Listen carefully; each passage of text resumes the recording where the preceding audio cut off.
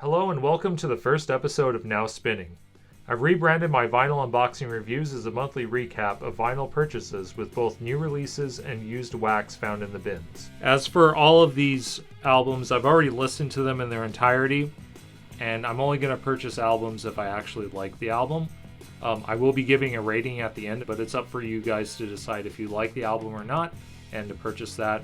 This is just for the purposes of showing what's inside the actual package and if that seems worth it to you to buy that. For the month of February, I have a special treat I'll be showing off at the end of the video, and that is the test pressing of the new Ozzy Osbourne album, Ordinary Man. But first, we have a copy of Green Day's new release, Father of All Motherfuckers.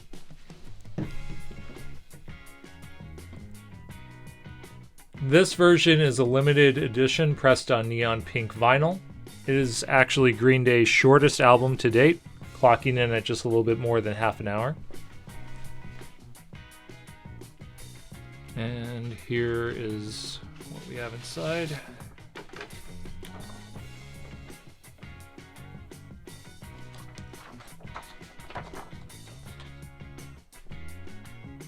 And for this album, I'm going to go ahead and give it an 8 out of 10. For the packaging, it's pretty minimal, but I do really like the color of the vinyl itself.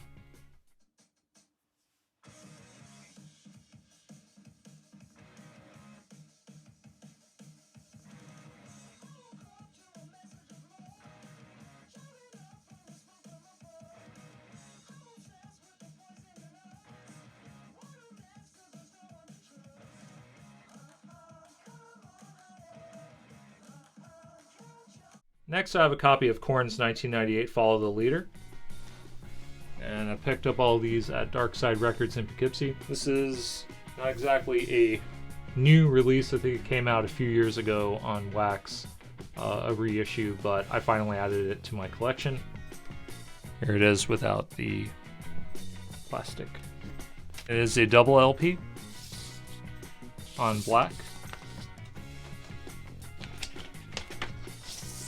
The labels are pretty minimalist. Little known fact, the cover art is actually done by Todd McFarlane and Greg Capullo. Todd McFarlane, of course, the creator of Spawn, and Greg Capullo is, I should say, a prolific artist in DC. And this album, 7 out of 10, because it has an appearance by Fred Durst, and I really feel like he should just stick to music video direction.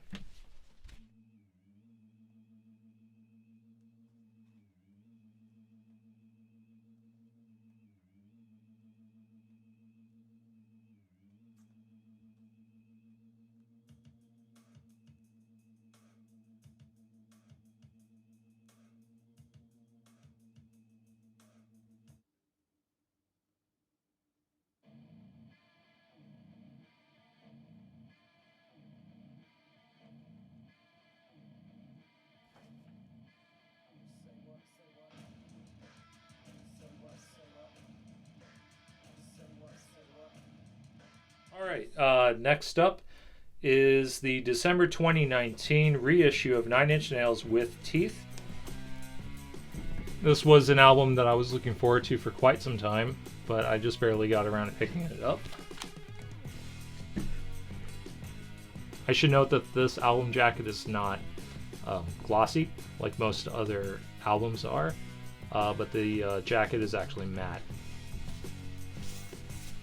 So no shine on it, and you're not going to get your grubby fingerprints all over it, but still be careful. And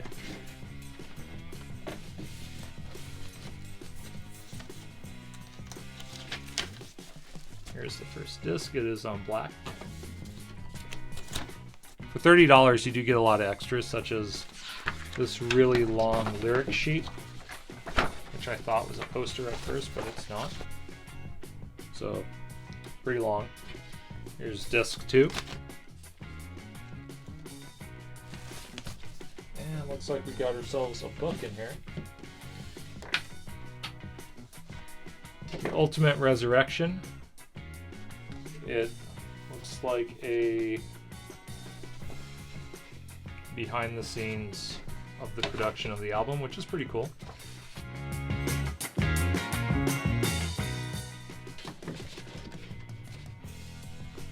And finally, it comes with a download card. That's what you get for 30 bucks. Not too bad at all. And that album I give a 9 out of 10.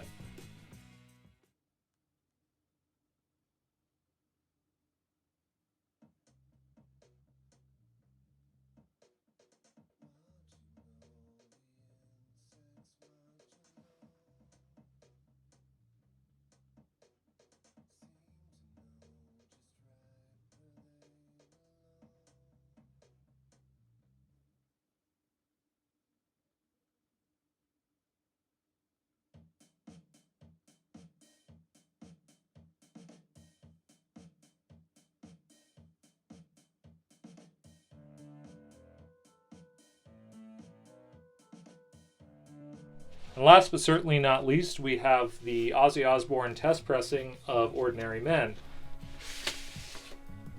This is it. No real cover, no album artwork, just Memphis record pressing, test pressing. That's it. Very, very simplistic because it's a test pressing. It's not meant for retail sale. And this album I give an 8 out of 10. It's actually one of Ozzy's better albums, especially as of late. I was surprised I actually liked the track that Post Malone appears on at the end, because I'm not a Post Malone fan, but it was pretty good. I believe it's called Air Raid. It's not a bad track at all. It's definitely a little polarizing, but not too bad at all. It's a pretty good album. I might actually end up picking up the regular physical release, depending upon how this sounds, because it could sound rough, but this is a really cool addition to my collection, and I'm going to treasure it.